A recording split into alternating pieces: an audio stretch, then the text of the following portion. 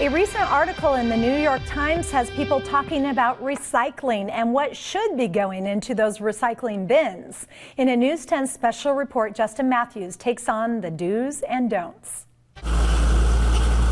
It comes by once a week, picking up curbside waste and recycle bins, taking away the trash you leave behind. Mike Jacobson from Rogue Disposal says driving the trucks takes a lot of skill. As you see, they need them spaced apart a certain way so that he can reach it with the arm and it goes up into the hopper there. And as he's putting it back, that hopper is actually compacting the load into the back. There's a world your garbage lives in beyond what happens at the curb. We're back at our transfer site. The truck then brings the material in here, as you can see the big pile behind me, where it is now pushed into the baling system.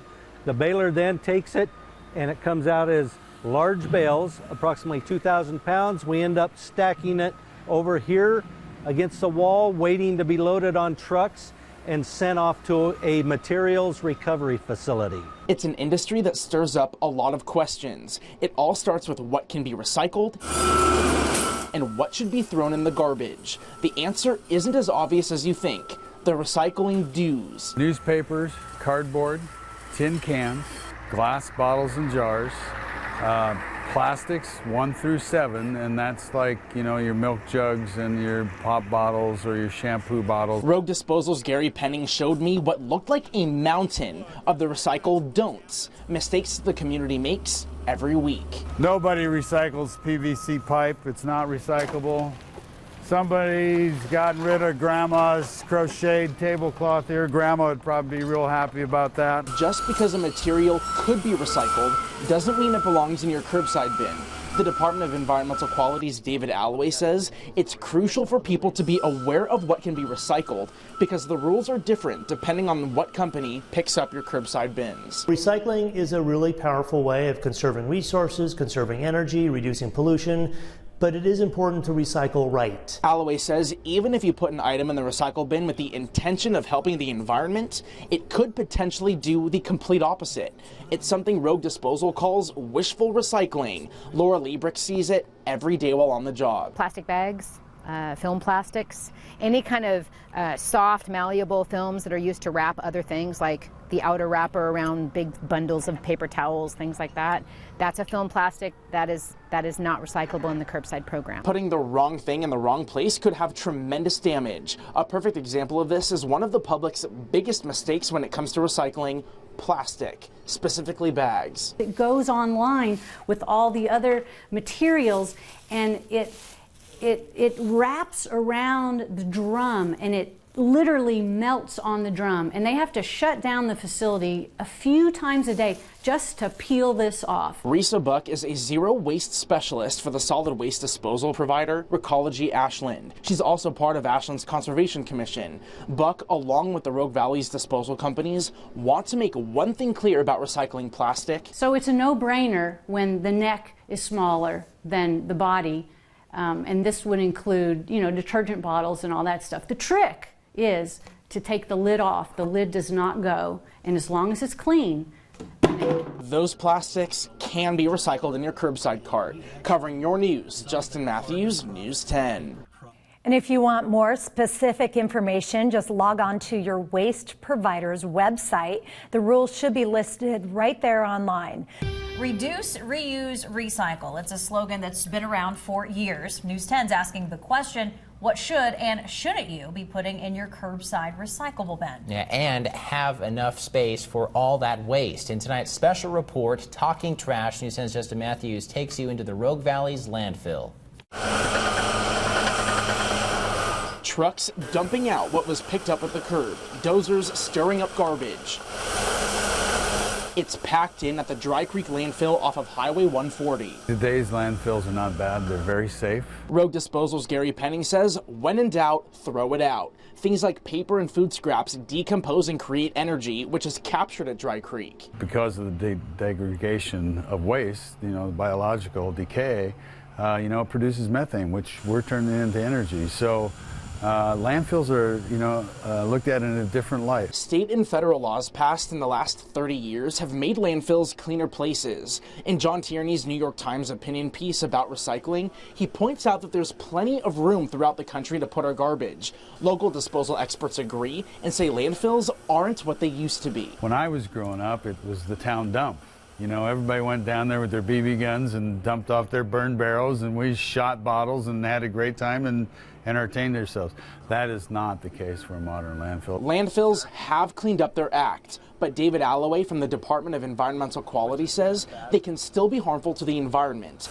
That's why he says if you're in doubt about what to recycle or throw away, you should do your homework and look up what you can put under the red lid. They still create pollution. They produce methane gas, which is a potent greenhouse gas.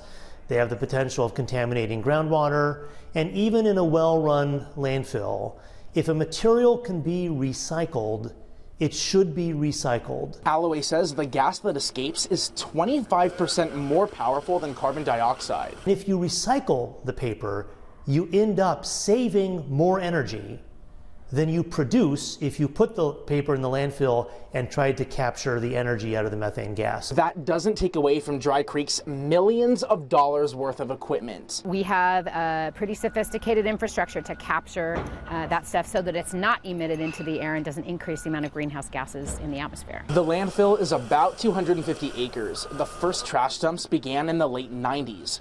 Alloway says Dry Creek is on the top tier in terms of environmental performance compared to landfills nationwide. Here in Oregon, we have about 30 landfills that accept mixed garbage from the public.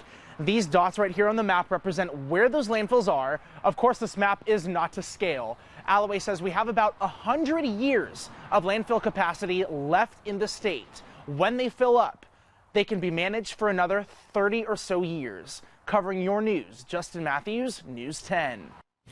Rogue Disposal says that Dry Creek began being filled 16 years ago. It's only about 20% full right now. You've seen where your garbage goes, what you should put in the trash, and what you should put in the recycle bin. Yeah, but the answer isn't black and white. Justin Matthews is here in the News Center and joining us, talking to us through our trash. Yes, well, trash and recycling, it's a very complicated world. And throughout this, journey that I was able to experience with this whole industry, I was able to stand in a landfill. I was able to do a ride along following a recycle truck. It was pretty crazy. Take a look. Mountains of recyclables fill the transfer site at Rogue Disposal in White City. Some things buried in these piles are considered contaminants, evidence of wishful recycling, where people think the material can be shipped off and reused, but it can't, ending up being put back on a truck just to be dumped in the landfill. Instead of shortening that distance and use of fossil fuel to right here in the Rogue Valley, now we've transported that item that's going to go to a landfill anyway, hundreds if not thousands of miles. That item could end up in China. That symbol everyone associates with recycling can fool you into thinking you're doing the right thing by putting it in the red lid. Just because there is a chasing arrow symbol on the bottom of the item, what that tells you is that somewhere in the world this item can be recycled. Somewhere in the world, but not the Rogue Valley. Recycling can be very site-specific, meaning people in urban areas like Portland or San Francisco are able to recycle materials that we, in rural southern Oregon, cannot. We're not helping ourselves out by throwing this kind of contamination in good recycling streams. It just defeats the purpose. So how are we supposed to know what to do?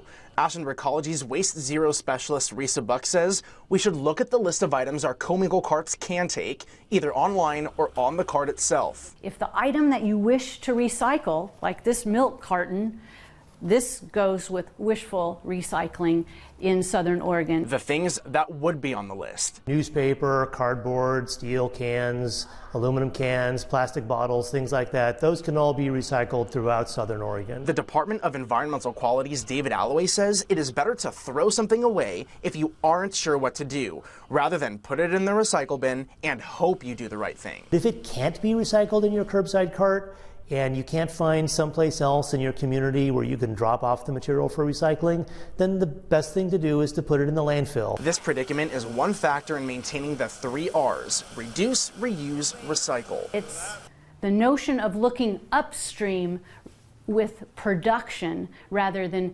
downstream with disposal. Something Risa Buck has dedicated her career and lifestyle to. This product, in any shape or form, does not end up in my house unless I'm having a party and someone brings it, and then what am I going to do? I'm going to save it for a plastic roundup. Buck says the idea of zero waste comes from avoiding having to dispose something altogether. I will not buy a product that is made available to me in this way. Do I never eat raspberries? I do eat them. I grow them. She says the most important parts of the 3 R's are the first 2, reduce and reuse. After that, it's time to recycle. We will always need landfills, but the degree to which we rely on them is the opportunity that is here for us. Covering your news, Justin Matthews, News 10. Well, I brought some items from home that I would have recycled. I've obviously learned a lot from this. Right. I mean, I've become a little crazy now because, I mean, here we are. I mean, this top, I mean, something that you would find maybe on a butter tub or something like that. Looks like you'd want to recycle it. Yeah, exactly. But it has the little chasing arrow symbol on the back of it, so you would look at it and say, of course, I want to recycle it. It's like plastic, but the problem with things like this is if you put it in your recycling, it could potentially fly out of the bin, it could fly out of the truck, something like that. I mean, same with plastic bottles. That's why they tell you to unscrew the plastic bottle because, for one, this is a very different plastic than what is used in your water bottle, and because it's so small, it can fall out and become litter. So for people at home who've been doing the same thing, recycling the same things for years and years and years, this is kind of blowing our minds right now. What should we do? Yeah, what should we do? Well, what it comes down to is find out if you're, your SOS, if you're Rogue Disposal, go on their website and look what you can and cannot recycle. All right. Because, I mean, look, plastic bag, you want to recycle it, but if it's plastic and the base is wider than what the top is, you can. But things like this, not going to work. We just have to educate ourselves on what we can recycle. Good little tricks of the trade. I'm going to post a list right on my garage. Exactly. Yes, I did next to my desk. Yeah. I did next to my All right. Thank you, Justin.